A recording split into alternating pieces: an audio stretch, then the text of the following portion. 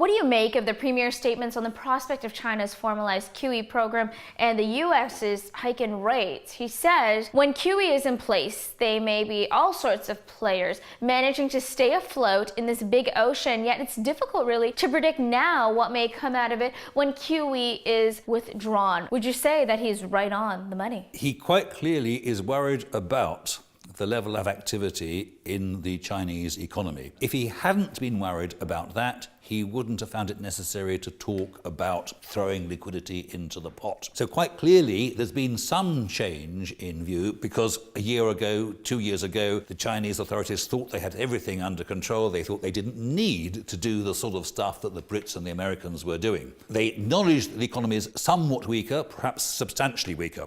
That's on the one hand. Meanwhile, you've got the Americans, as you rightly point out, talking about the possibility of doing the opposite, talking about the possibility of tightening money and raising interest rates. Well, if they do that, you're going to pull up the dollar hugely and pull down the yuan enormously.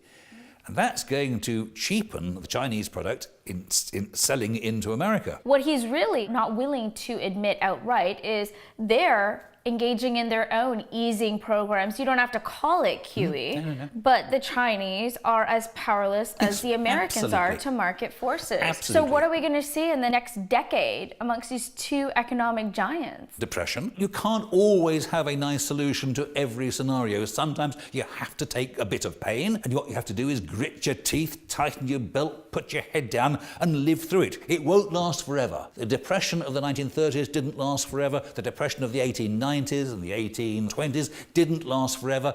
It will end. It just may be that we're dead before it does.